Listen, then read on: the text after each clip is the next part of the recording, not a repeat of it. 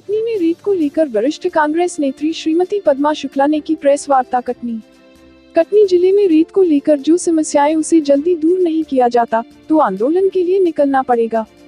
यह बात श्रीमती पद्मा शुक्ला कांग्रेस प्रत्याशी 2018 विधानसभा क्षेत्र बिजरावगढ़ कटनी के द्वारा विगत दिनों प्रेस कॉन्फ्रेंस में यह बात कही।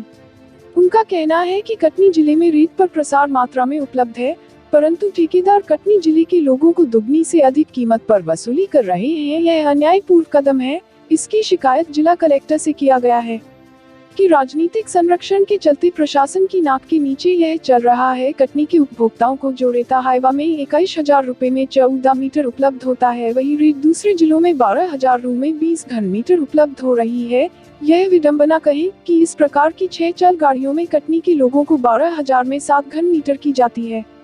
वही रेट बाहर के जिलों में लोगों को 6,500 में 10 घन मीटर रेट उपलब्ध होती है। हमारे मुख्यमंत्री शिवराज सिंह चौहान मामा जी के राज में एक कहावत पूर्ण चरितार्थ हो रही है कि घर के लड़का गोही चाटे मामा खाए अमावट। श्रीमती पद्मा शुक्ला का कहना है कि सस्ती मिलने वाली रेत का पुलिस और माइनिंग विभाग के अधिकारी ट्रकों को पकड़कर थाने में खड़ा तो कर देते हैं, जिस पर कोई कार्यवाही नहीं की जाती। पर जनता के साथ हो रहे अन्याय का विरोध करना हमारी नैतिकता जिम्मेदारी बनती है।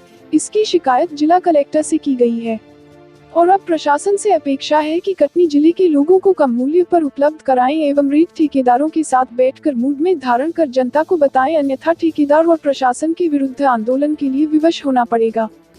हमारे यहाँ रेत प्रमुख मतलब वहाँ है और खनिज में लाइमस्टोन भी है जो माइनिंग के अंतर्गत आता है। इस समय रेत का पूरी महानदी हमारे यहाँ है और जो घाट दिए जाते हैं ठेकेदारों को, वो उसके अलावा भी पूरी नदी में कहीं पर भी उत्खनन कर रहे हैं, जो वैध और अवैध दोनों कैटेगरी का हो रहा है उत्खनन। और हमारे जिले के लोगों को ज़्यादा पैसों में दे रहे हैं, 21,000 में दे रहे हैं हाईवा और 12,000 में दे रहे हैं डंपर, और दूसरी जगह पर वही 21,000 का 12,000 में दिया जाता है। और जो डंपर हमारे यहाँ 12,000 में यहाँ से दिया जाता है वो दूसरे जिले के लिए 6,500 में दिया जाता है। यानी हमारे जिले में हमें ही से ज़्यादा पैसा दिया जा रहा है। हम दूसरे जिले के लोग के जगह से हम रेत नहीं ला सकते क्योंकि उन दूसरे जिले को कटनी जिले में एंटर नहीं होने दिया जाता। तो इस कारण से हमने ये मुद्दा लिया। दूसरा, नदियों में जो उत्खनन मशीनों द्वारा हो रहा है और गहरे गहरे गड्ढे बना दिए गए, वहाँ से लोग बेरोजगार हो रहे हैं, कैजुअलिटी हो रही है, बच्चे उसमें डूब के मर रहे हैं, सड़कों का क्षरण हो रहा है हमारे यहाँ। ये मुद्दा हमने इस बिंदु में लिया है। साथ में ये जो रैंप बनाए हैं वहाँ पर नदी के अंदर तक गाड़ियाँ जाने के लिए, और प्रशासन को ये सब कुछ दिखाई नहीं दे रहा है, तो हम ये भी चाहते हैं कि प्रशासन की नाक के नीचे इतना बड़ा रेत का खेल चल रहा है और इसमें ना प्रशासन के कान में जू रेंग रही है और ना ही उस विभाग के कानों में जू रेंग रही है। उन्हें सिर्फ रॉयल्टी से मतलब। ये किसके संरक्षण में हो रहा है, आप उनको कुछ नाम बता सकती हैं? अब इसका कंपनी है वो, ये किस किस की कंपनी है? राजनीतिक संरक्षण हो सकता है, पर्दे के पीछे से सहयोग हो। कौन सी राजनीति, कौन सा संरक्षण? भारतीय जनता पार्टी सरकार का है, हमारे क्षेत्र के जो विधायक हैं उनका है। क्या नाम है उनका? बिजरावगढ़ क्षेत्र के विधायक संजय पाठक हैं।